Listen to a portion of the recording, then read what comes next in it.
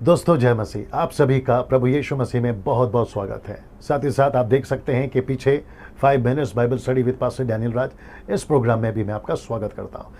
आशा करता हूं कि आप लोग खैरियत से हैं और मेरी पिछली वीडियोस आपने ज़रूर देखी होगी और वहां से बहुत कुछ आपने सीखा होगा। साथ ही साथ आपको ये याद दिला दूं कि अगर आप पहली बार देख रहे हैं, सब्सक्राइब नहीं किए हैं, तो जितनी जल्दी हो सकता है आप उसको सब्सक्राइब कर लें, आइकॉन बेल दबा लें, ताकि मेरी जो वीडियोस मैं अपलोड करता हूं वो आपको पहले मिल सके। आज जिस विषय के ऊपर हम बात करेंगे, अब मैं यहाँ से हट जाऊँगा, आप देख लीजिएगा। आज जिस विषय पर हम बात करेंगे और वह विषय है पवित्र आत्मा। जी हाँ दोस्तों, वो है पवित्र आत्मा। पवित्र आत्मा के बारे में आज हम बहुत सारी बातों को मात्र 5 मिनट में सीखने जा रहे हैं। सबसे पहले पवित्र आत्मा कौन है? जी हाँ दोस्तों, पवित्र आत्मा कौन है?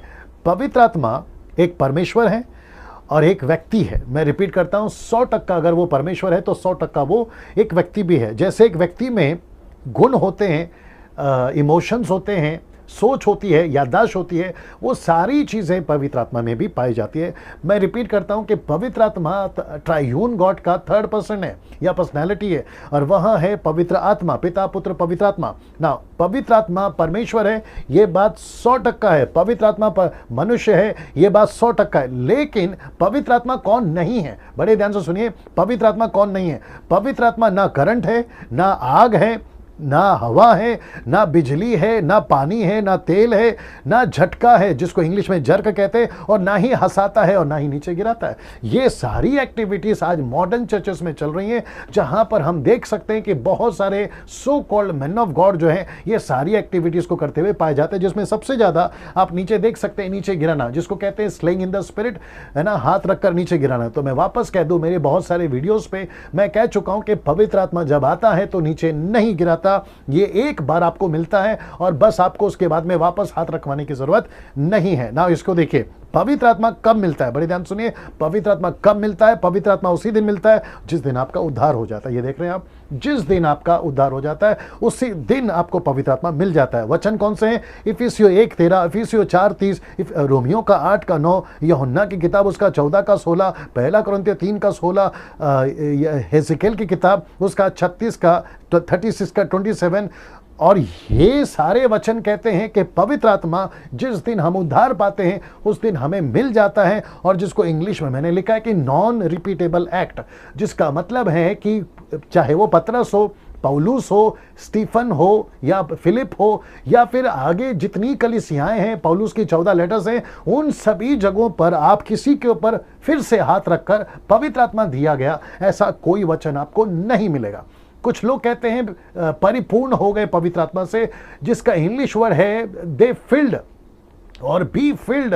तो इसके 2 मतलब होते हैं। जैसे हर सिक्के के 2 पहलू होते हैं, वैसे इसके 2 मतलब होते हैं। परिपूर्ण रहना मतलब पहले से भरा है, उसको भी कहते हैं परिपूर्ण रहना। जो खाली है उसको कहते हैं परिपूर्ण करो। तो बी फिल्ड, परिपूर्ण रहो, उसका 2 मतलब होता है ना।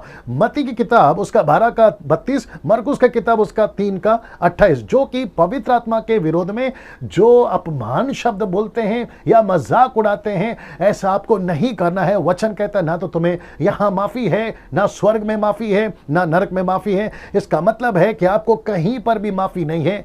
क्यों ऐसा? इसलिए मैं कह रहा हूं क्योंकि पवित्र आत्मा बहुत सेंसिटिव चीज है।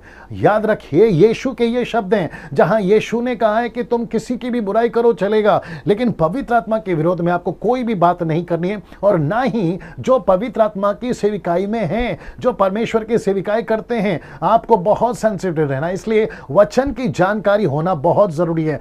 अब दूसरा कहता है, इसको देखिए, पवित्र आत्मा का दान और फल कब मिलता है? बड़े ध्यान से सुनना, पवित्र आत्मा का दान और फल आपको कब मिलता है? आपको पवित्र आत्मा का दान, फल और सेविकाई उसी दिन मिल जाती है जिस दिन आपका उद्धार हो जाता है। तो इसका मतलब है कि जिस दिन आपको पवित्र आत्मा मिल गया है उसी दिन आपको उद्धार मिल जाता है। और अंत में दोस्तों स्क्रीन पे देख लीजिए, पवित्र आत्मा का एक ही मकसद है। मैं रिपीट करता हूं, पवित्र आत्मा का एक ही मकसद है, और वो मकसद है कि कलीसियाओं को तैयार करना, सही शिक्षाओं के साथ कलीसियाओं को तैयार करना। आप देख लीजिए, कलीसियाओं को तैयार करना, यह पवित्र आत्मा का आपके अंदर आने का मकसद है।